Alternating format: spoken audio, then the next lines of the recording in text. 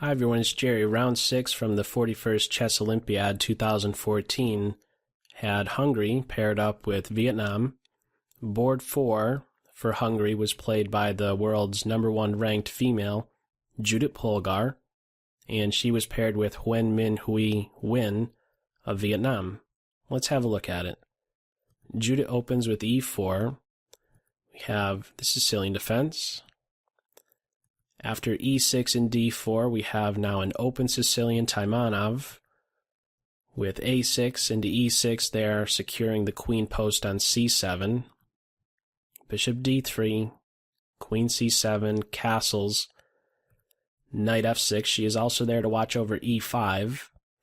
Since after queen e2, this move is being prepped to kick the knight, but d6 is quite timely there to secure this knight's post, controlling a lot of the 5th rank squares, setting up a small pawn center.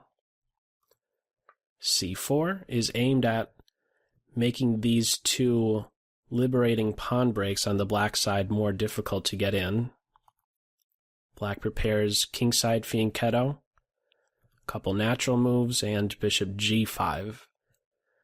This bishop can also play to e3. In fact, it will later return to the e3 square, but only after provoking a weakness in that of h6. It's got to be a little bit uncomfortable to have the bishop putting pressure on the knight and indirectly controlling d8. Eventually, one of the black rooks would like to play there, probably the king rook, so as to facilitate d5 or even more directly defend d6. So this move will eventually happen, and only then the bishop will return to e3. And I'll show a variation later on where there can maybe be a way to exploit a pawn when it's on the h6 square opposed to its home square h7. Okay, so black castles. Both white rooks get involved. Meanwhile, black connects knights. The bishop is finally kicked back to e3. Preparing now to fianchetto the other bishop in b4.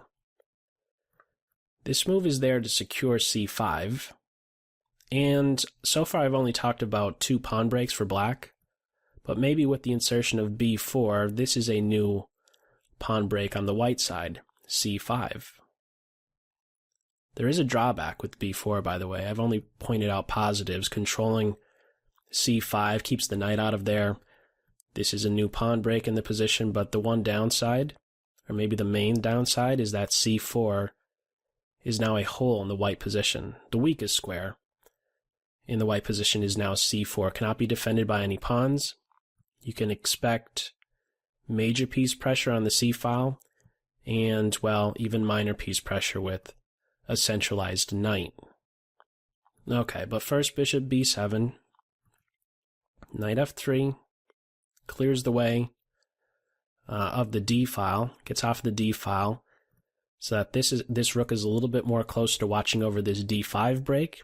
Could also reason it's there to help out with this pawn push. Okay, knight e5, and now f3. f3 is there to watch over e4, which had a couple minor pieces on it.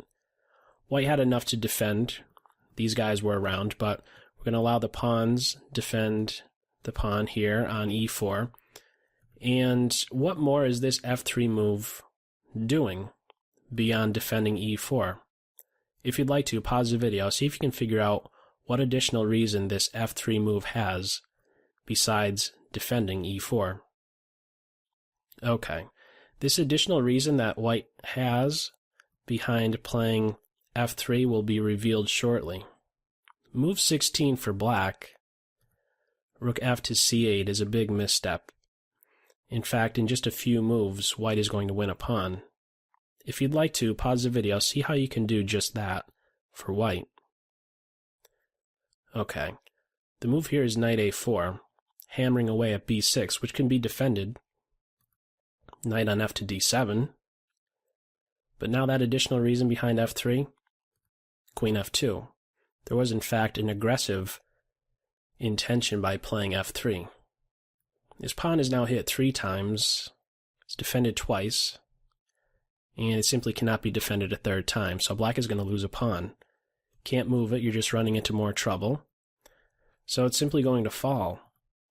And in fact, this 16th move, there needs to be something better than placing the rook on the half-open file.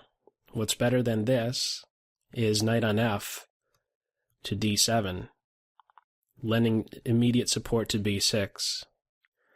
If knight a4, well, this is not yet a threat, and there can always be bishop c6. That's one idea. And, well, let's say if queen f2 is played first, well, we could have quite long-winded variation with grabbing on d3. The other knight can make use of e5, hitting the rook. The rook can drop back.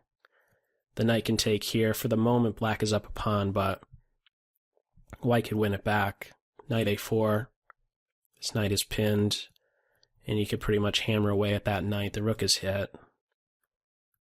The pawn is going to be won back. This is a very lengthy line, but at the end of it, what do we have? Well, a ton of pieces being exchanged, no material imbalance, and on the black side, there's no issue regarding space anymore. There's no space deficit. This is completely equal. Maybe even slightly better for black. But that's maybe going a bit too far off. My main point here is that something needed to be done about b6 immediately with f3. This turns out to be a big blunder. This h6 move that I was pointing out before, a way to maybe exploit that move. If in this position the better move were played with knight on f to d7, we can have queen f2. I'm in no way saying that this is best. The line I'm showing right now is just to highlight a way that you can potentially be making use of this h6 weakness. So queen f2, let's just say both rooks go to challenge these white rooks. The bishop backs up. The rooks are opposite from one another. This is maybe a quite common regrouping type of a move to be seeing, just clearing the way, allowing the rook to defend d5, and just preparing for the position to open up. I'm in no way at this point saying that this is a best move right here on the white side, but the move queen to d2 is a way to have now a double attack against both d6 and h6, something that clearly would not have been available, the h6 pressure in particular, if the bishop had not first played to g5 and provoked this move. Anyhow, we do not get to this point in the game. Instead, after f3, we had rook f to c8, and it pretty much goes downhill for black at this point from move 16. I believe we go as far as some early move in the move 31 or 32. I think that's as far as the game goes. But it's really just a matter of technique as soon as a pawn is won. So what is tried is queen b8. The pawn falls. And after d5, well, how exactly to convert this? First it's e takes d. E takes, and now c5. So this is a passed pawn. And the d4 square is a home for this knight. This bishop is kind of out of the game for as long as this pawn cannot move, so it's a small little detail right here, just how exactly to be capturing. You could go with this pawn first, or this one.